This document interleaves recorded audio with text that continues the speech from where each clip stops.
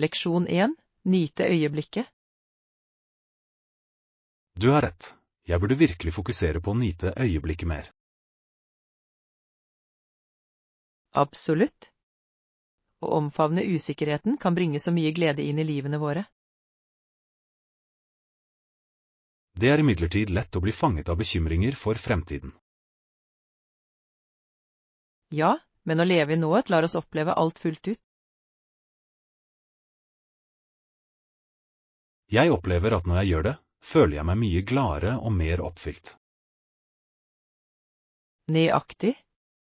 Hvert øyeblikk har sin egen skjønnhet, som venter på å bli verdsatt. Jeg tror jeg vil begynne å praktisere mindfulness for å hjelpe meg å holde meg på jordet. Det høres ut som en fantastisk idé. Mindfulness kan virkelig forbedre hverdagen din. Jeg er spent på å se hvordan dette perspektivskiftet vil endre synet mitt. Leksjon 2. Lindre spenninger. Jeg er enig. Trening er flott for å lindre spenninger og øke humøret. Ja, det hjelper virkelig med å rense sinnet og redusere stressnivået. Jeg trener også dype pusteteknikker, de gjør underverker for meg. Det er en fantastisk idé. Dyp pusting kan være så beroligende. Det er utrolig hvordan noe så enkelt kan ha en så positiv effekt. Absolutt. Å kombinere trening med mindfulness-teknikker er kraftfullt. Jeg opplever at det hjelper meg å holde meg fokusert og balansert gjennom dagen. Jeg burde begynne å inkludere dyp pusting i rutinen min også. Det er absolutt verdt å prøve. La oss fortsette å oppmuntre hverandre til å holde seg friske. Leksjon 3. Fokusteknikker. Jeg opplever at å slå av telefonen hjelper meg å holde fokus. Nøyaktig. Distraksjoner kan gjøre det vanskelig å konsentrere seg om oppgaver. Ja. Jeg foretrekker også å jobbe på et rolig sted for bedre produktivitet. Det er en flott tilnærming. Et fredelig miljø kan øke fokus. Jeg har lagt merke til at jeg oppnår så mye mer når jeg begrenser distraksjoner. Samme her. Det er utrolig hvor mye klarhet vi får i et stille rom. La oss forplikte oss til å støtte hverandre i å opprettholde fokus. Jeg ville elske det. Sammen kan vi skape en produktiv atmosfære. Jeg gleder meg til å se hvor mye vi oppnår med våre nye strategier. Leksjon 4. Vedlikeholdsskuffelser. Hei Anna, jeg fant nettopp ut at museet vil være stengt for vedlikehold i dag. Å, det er skuffende. Jeg gledet meg til å besøke. Samme her. Vet du tilfeldigvis når den åpner igjen? Jeg tror den bør åpne igjen neste uke, men jeg skal dobbeltsjekke. Det ville være nyttig. Er det noen alternative steder vi kan utforske? Ja, det er et nytt kunstgalleri i nærheten som nettopp åpnet. Det høres interessant ut. Hva slags utstillinger har de? De har samtidskunst fra lokale kunstnere. Høres spennende ut. La oss planlegge å besøke det i stedet. Leksjon 5. Smarttelefonsshopping. Hei Anna, jeg vurderer å skaffe meg en ny smarttelefon. Hei John, det høres spennende ut. Jeg skal sjekke dem ut senere. Kjenner du noen butikker som selger et bredt utvalg av smarttelefoner? Ja, det er en populær elektronikkbutikk i sentrum. Jeg har hørt at de har god kundeservice også. Det gjør de. Dessuten har de ofte de nyeste modellene på lager. Det er perfekt. Jeg ønsker å sammenligne noen forskjellige merker. God idé. Det er viktig å velge en som passer dine behov. Nøyaktig. Jeg skal sørge for å lese noen anmeldelser også. Leksjon 6. Vise frem talent. Wow, du må være virkelig dyktig. Har du tenkt å vise frem arbeidet ditt? Takk. Jeg vurderer å legge noen av verkene mine i en lokal utstilling. Det høres fantastisk ut. Det er en fantastisk måte å dele kunsten din med andre. Ja. Jeg ønsker å inspirere andre og få kontakt med andre kunstnere. Jeg mener arbeidet ditt fortjener å bli sett av et bredere publikum. Jeg setter pris på oppmuntringen. Det motiverer meg virkelig til å ta det steget. Du bør definitivt forfølge det. Kunst har en unik måte å bringe mennesker sammen. Jeg er enig. La oss støtte hverandre i våre kreative bestrebelser. Absolutt. Jeg gleder meg til å se kunstverket ditt utstilt. Leksjon 7. Naturfagmoro. Wow, det høres spennende ut. Hvordan fikk du vulkan til å bryte ut for prosjektet ditt? Det var faktisk ganske enkelt. Jeg brukte natron og eddik for å skape utbruddseffekten. Det er et klassisk eksperiment. Har du lagt til noen spesielle detaljer for å få det til å se mer realistisk ut? Ja.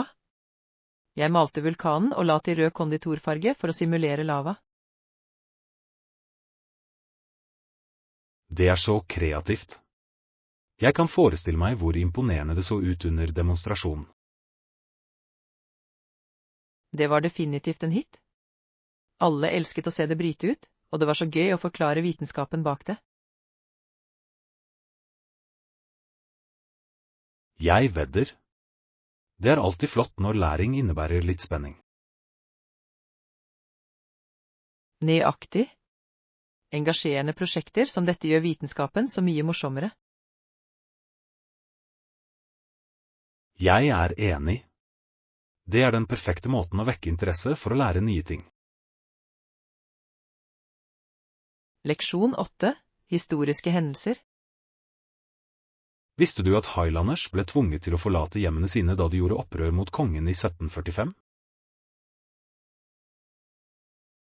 Ja, det er en så viktig periode i historien. Kampen for uavhengighet er alltid fascinerende å lære om. Absolutt. Det er interessant å se hvordan deres handlinger formet fremtiden. Høyre. Deres besluttsomhet i møte med motgang er virkelig inspirerende. Det er det virkelig. Men det er trist at så mange ble fordrevet som følge av konflikten. Ja, historien viser oss ofte hvilke ofre folk gjør for sin tro og frihet. Det er viktig å huske disse hendelsene og deres innvirkning på samfunnet i dag. Definitivt. Å forstå fortiden vår hjelper oss å bygge en bedre fremtid. Nøyaktig. Vi kan lære verdifull lærdom av de som kom før oss. Leksjon 9. Bestillingspreferanser. Jeg har egentlig ikke noe favoritthotell, men jeg sjekker vanligvis anmeldelser før jeg bestiller. Det er en smart tilnærming. Anmeldelser kan gi verdifull innsikt. Ja. De hjelper meg med å måle kvaliteten på tjenesten og fasilitetene som tilbys. Absolutt. Det er også nyttig å vite hva tidligere gjester har opplevd. Jeg er enig. Jeg foretrekker å bo et sted som har gode tilbakemeldinger. Samme her. Det gjør beslutningsprosessen mye enklere. I tillegg liker jeg å se etter steder som inkluderer frokost eller andre fordeler. Definitivt. Det lille ekstra kan virkelig forbedre oppholdet. La oss lage en liste over hva vi ønsker på et hotell for vår neste tur. Leksjon 10. Baking pan og wonders. Jeg tror vi kan diskutere de spesifikke oppgavene vi må utføre for dette prosjektet. Ja, det er en god idé. Vi må definere de forventede resultatene klart. Absolutt. Å ha en klar plan vil hjelpe oss å holde oss på sporet og nå våre mål. Nøyaktig. Det hjelper også å delegere oppgaver effektivt mellom teamet. Sikkert. Når alle kjenner sitt ansvar, forbedres arbeidsflyten. Og det minimerer forvirring, noe som kan føre til feil. Høyre. Å holde kommunikasjonen åpen er også avgjørende for suksess. Definitivt. Regelmessige innsjekkinger kan holde alle på linje og motivert. Jeg er enig. La oss skissere planen vår og fordele oppgavene deretter. Leksjon 11. Baking pan og wonders. Har du noen gang lagt merke til hvor mange forskjellige størrelser og former på stekebrettet finnes? Absolutt.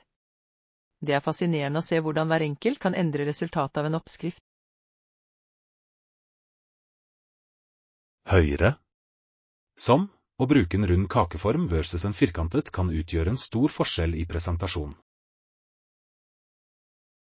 Og la oss ikke glemme materialene. Noen er nonstick, mens andre er lag av glass eller metall. Nøyaktig. Hvert materiale har sine egne unike egenskaper som påvirker steketider og varmefordeling. Jeg elsker å eksperimentere med forskjellige panner for å se hvordan de påvirker favorittoppskriftene mine. Jeg også. Det er som en helt ny verden av baking åpner seg med akkurat den rette pannen. Og det er så gøy å se hvordan en enkel endring kan heve en rett til noe ekstraordinært. Dessuten er shopping for dem alltid et eventyr. Det er bare så mye å velge mellom. Leksjon 12. Bytransformasjoner. Denne byen har tidligere møtt utfordringer som kriminalitet, fattigdom og rasekonflikt. Ja, det er uheldig hvordan disse problemene kan påvirke lokalsamfunn dypt. Byen har imidlertid nylig hatt fremgang, noe som er et håpefullt tegn. Det er fantastisk å høre. Økonomisk vekst kan føre til forbedringer i livskvalitet. Nøyaktig. Når folk har jobb og stabilitet, kan det redusere kriminaliteten betydelig. Ja, og det kan også fremme en følelse av fellesskap og tilhørighet blant beboerne. Absolutt. Det er oppmuntrende å se en innsats for å løse disse problemene. Jeg er enig. Positiv endring tar tid, men det er verdt å feire når det skjer. Ja, og det er viktig å fortsette å presse på for fremgang og inkludering i samfunnet. Leksjon 13. Forstå brokk. Visste du at brokk ofte repareres gjennom kirurgiske inngrep? Ja, jeg har lest at et brokk oppstår når det er en rift eller svakhet i bukveggen. Nøyaktig. Det lar indre organer presse seg gjennom, noe som kan være ganske ubehagelig. Det høres vondt ut. Hvordan reparerer lege vanligvis et brokk under operasjon? De bruker vanligvis et nettingmateriale for å styrke området og forhindre at det skjer igjen. Det gir mening. Det er fascinerende hvordan medisinsk teknologi har avansert for å behandle disse tilstandene. Absolutt. Mange kommer seg raskt og kan kort tid etter gå tilbake til normale aktiviteter. Det er flott å høre. Det er viktig for enkeltpersoner å få riktig behandling for helsen sin. Ja, og å forstå tegnene på brokk kan hjelpe folk å søke hjelp tidligere. Leksjon 14. Smultringfryd. Har du noen gang tenkt på hvordan til og med hullene som er stanset ut av smultringen kan selges separat? Ja. Det er interessant at de små bitene kan bli en slags minismultring. Nøyaktig. De kalles ofte smultringhull, og de kan være like deilige. Jeg elsker det. Det er en fin måte å redusere avfall på samtidig som det tilbyr kundene flere godbiter. Absolutt. Det er smart markedsføring. Folk liker å prøve forskjellige smaker og størrelser. Ja, og de mini-donuts kan være perfekte for en rask matbit eller dessert. Sikkert. Jeg synes det er gøy å se hvor kreative bakere kan være med produktene sine. Definitivt. Og det gir variasjon til menyen, som får kundene til å komme tilbake. Jeg er enig. Neste gang må jeg prøve noen smultringhull sammen med mine vanlige smultringer. Leksjon 15. Familieaktiviteter. Hvor mange voksne og barn blir med oss på piknik? 2 voksne og et barn kommer for moroa. Det høres ut som en fin gjeng. Det vil være flott å ha alle sammen. Ja. Barn tilfører alltid en spesiell energi til sammenkomster, tror du ikke? Absolutt. Deres spenning er smittsom og gjør alt morsommere. Sikkert. Vi bør planlegge noen aktiviteter som alle kan delta på. Jeg er enig. Spill som frisbee eller en skattejakt kan være morsomme for alle aldre. Ja. La oss også inkludere noen deilige snacks som alle kan nyte. Definitivt. God mat er avgjørende for en vellykket piknik. Leksjon 16. Kulinariske herligheter. Utmerket valg. Strendene og maten der er verdenskjente. Ja. Jeg har hørt så mye om fersk sjømat og lokale delikatesser. Absolutt.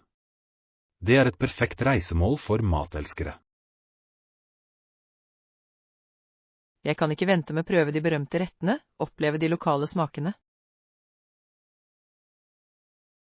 Nøyaktig. Hver region har sine egne unike kulinariske tradisjoner å oppdage. Ja. Å spise på lokale restauranter vil gi oss en smak av kulturen. Sikkert. I tillegg vil atmosfæren ved stranden gjøre det enda morsommere. Jeg er enig. Å spise med utsikt over havet høres ut som en drøm. La oss lage en liste over retter du må prøve før vi drar. Leksjon 17. Frida Mexico. Visste du at slaveriet på Cuba først offisielt tok slutt på 1880-tallet? Det er ganske sjokkerende å tenke på. Det er det virkelig. Jeg mener, med tanke på hvor lenge folk har kjempet for frihet, føles det som om det var i går. Akkurat, og selv etter det, sto mange mennesker fortsatt overfor betydelige utfordringer. Virkningen av en så mørk historie henger igjen. Ja, og det er hjerteskjærende å innse at selv i dag er millioner av mennesker i Nord-Amerika fortsatt fanget i moderne slaveri. Det er en nøktern tanke. Det er som en skygge av fortiden som nekter å forsvinne fullstendig. Absolutt. Utdanning og bevissthet er avgjørende hvis vi ønsker å bekjempe disse problemene effektivt. Jeg er enig. Hvis vi forstår historien vår, kan vi bedre forstå viktigheten av frihet og menneskerettigheter. Høyre. Og det er viktig at vi deler disse historiene slik at fremtidige generasjoner er klar over kampene og triumfene. Ja, historiefortelling kan være et kraftig verktøy for endring. Det forbinder mennesker og inspirerer til handling. Leksjon 18. Friluftsaktiviteter. Vel, du kan prøve fotturer, det er noen vakre stier i nærheten. Det høres fantastisk ut. Jeg elsker å være ute i naturen og trene litt. Ja. Vandring er en fantastisk måte å nyte friluftsliv og holde seg aktiv samtidig. Absolutt. I tillegg kan utsikten fra toppen av en sti være fantastisk. Sikkert. Det er alltid givende å nå toppen etter en god fottur. Ja. Har du en favorittløype i tankene? Det gjør jeg. Det er en sti som fører til en fantastisk foss. Vi bør definitivt sjekke det ut. Det høres perfekt ut. La oss planlegge en dagstur for å utforske det sammen. Jeg er spent. Det blir et morsomt eventyr fylt med vakker natur. Leksjon 19. Handling av badebukse. Så, er du klar for sommeren? Jeg er for tiden på jakt etter et nytt par badebukser. Ikke ennå. Jeg leter fortsatt etter det perfekte antrekket. Hva med deg? Jeg vil ha noe som er både stilig og komfortabelt, vet du? Noen ganger er det vanskelig å finne riktig passform. Å, det skjønner jeg helt. Jeg vil at badetøyet mitt skal se bra ut, men også føles bra når jeg svømmer. Nøyaktig. Og jeg tror lyse farger er veien å gå i år. Hva synes du? Jeg elsker lyse farger til sommeren. De gir virkelig en uttalelse og fanger sesongens morsomme ånd. Sikkert. Kanskje vi kan sjekke ut noen butikker sammen og hjelpe hverandre med å finne de beste alternativene. Det høres ut som en morsom idé. Shopping er alltid morsommere med en venn. Absolutt, og vi kan ta en is etterpå for å feire våre nye funn. Leksjon 20. Grunnleggende bad. Jeg la akkurat merke til noe rart på badet. Det er ingen toalettsaker, som shampoo og balsam. Virkelig? Det er rart. Hvordan kan et bad være uten de nødvendige tingene? Jeg vet, ikke sant? Det føles litt ufullstendig. Jeg antar at noen kanskje bare tar med sine egne. Det er fornuftig, men likevel er det overraskende å finne at det mangler. Hva pleier du å gjøre i slike situasjoner? Vel, jeg pakker vanligvis en versjon i reisestørrelse av favorittproduktene mine for sikkerhets skyld. Smart trekk. Jeg burde begynne å gjøre det også. Det er alltid bedre å være forberedt. Sikkert. Og det sparer deg fra de ubehagelige øyeblikkene når du trenger noe. Nøyaktig. Jeg mener, hvem vil gå uten favorittsjampoen sin? Ingen. La oss lage en sjekkliste for vår neste tur for å sikre at vi ikke glemmer noe. Leksjon 21. Kjemp mot vinden. Jeg gikk nedover gaten med vennen min tidligere, og vi hadde tøft mot vinden. Det høres utfordrende ut. Var den virkelig så sterk? Ja, det føltes som om vinden presset oss tilbake for hvert skritt vi tok. Wow. Det kan være litt av en treningsøkt, bare prøve å gå rett under de forholdene. Nøyaktig. Vi endte opp med å le av hvor latterlige vi må ha sett ut når vi kjempet mot det. Det gjorde det minste til en minneverdig opplevelse. Noen ganger kan de små utfordringene være morsomme. Ekte. Og det er en god påminnelse om å sette pris på roligere dager, ikke sant? Absolutt. Litt bris er fint, men sterk vind kan være slitsom. Neste gang skal jeg definitivt sjekke været før jeg drar ut. Leksjon 22. Navigering i dagligvarebutikker. Hei, vet du hvor hermetikken er? Jeg kan ikke finne dem. Jeg tror de er i midtgang 7, rett ved siden av bønnene. Takk for tipset.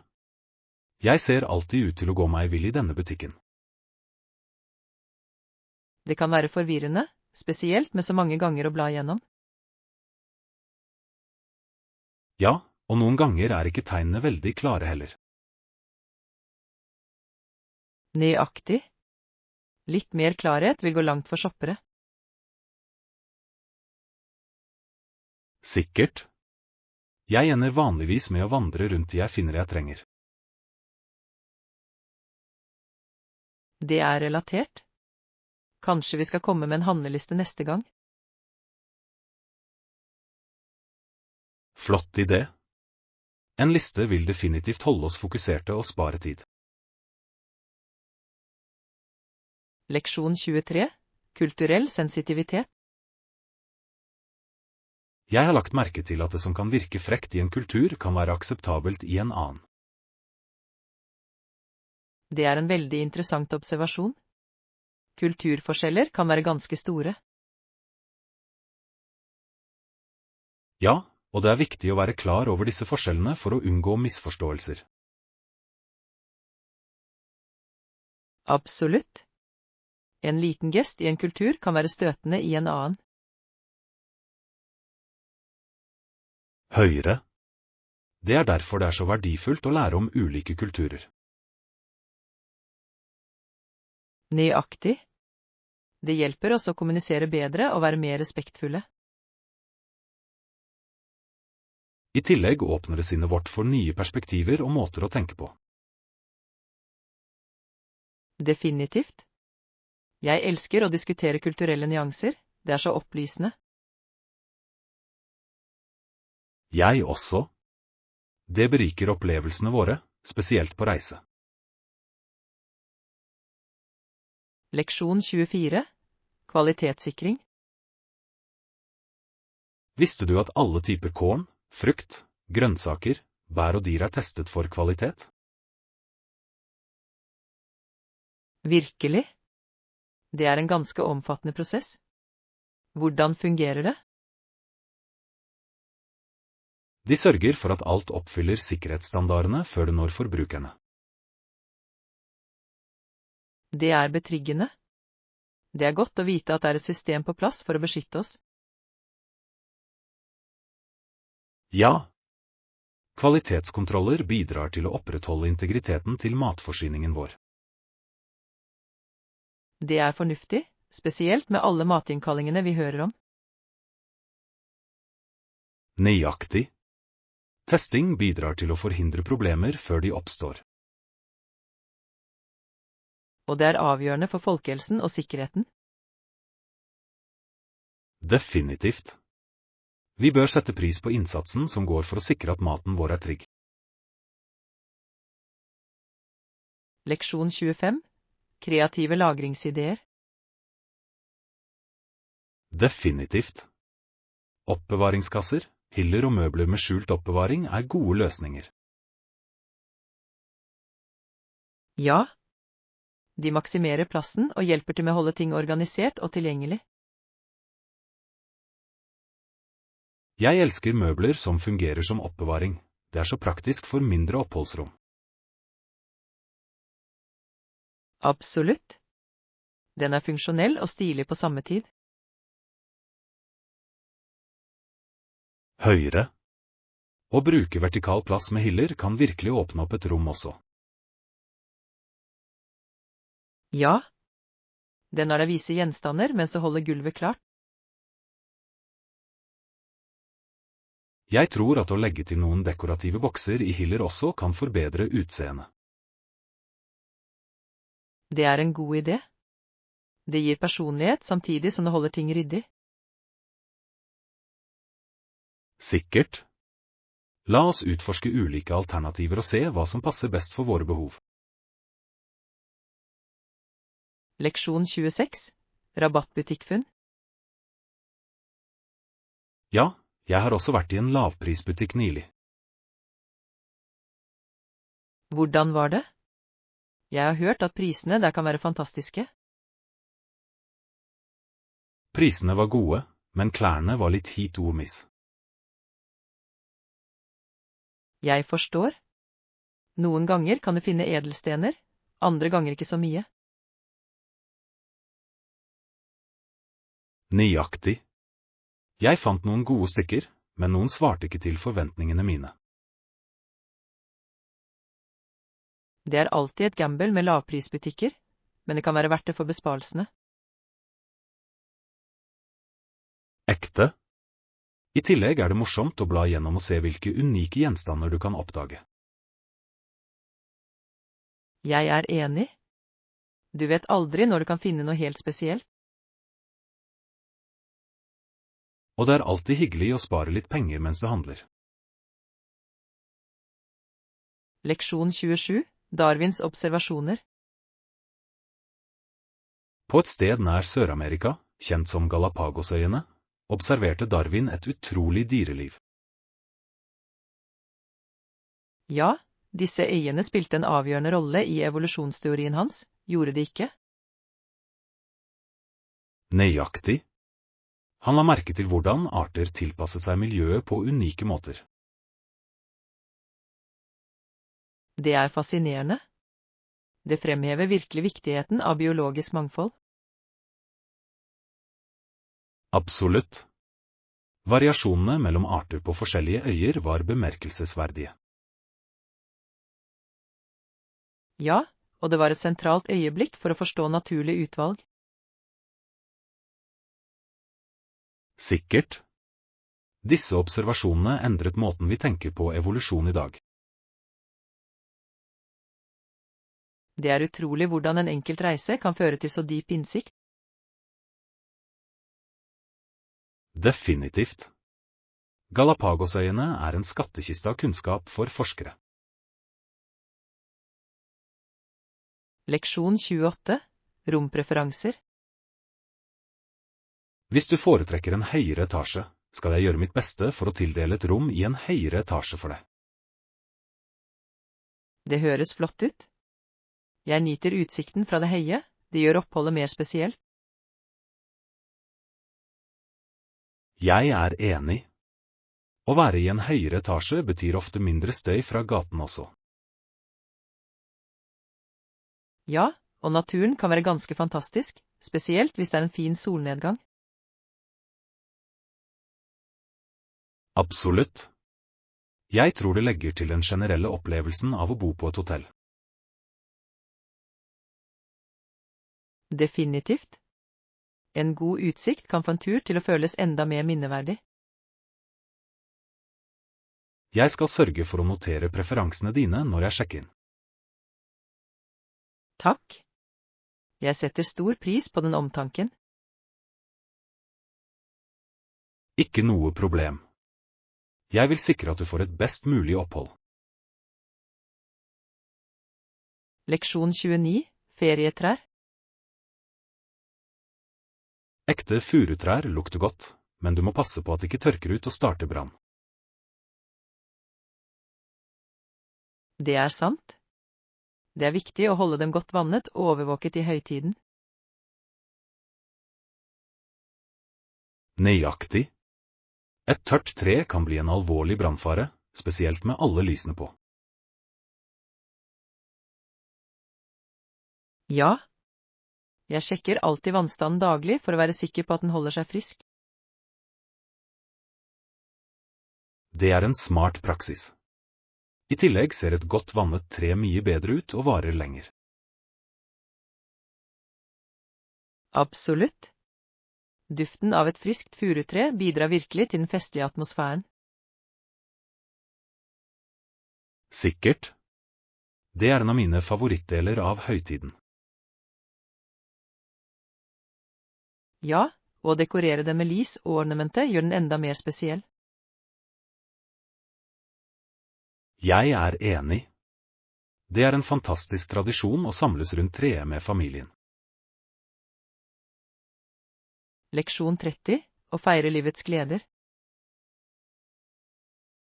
For, som jeg tror Emma Goldman sa, hvis jeg ikke kan danse, vil jeg ikke være en del av revolusjonen din.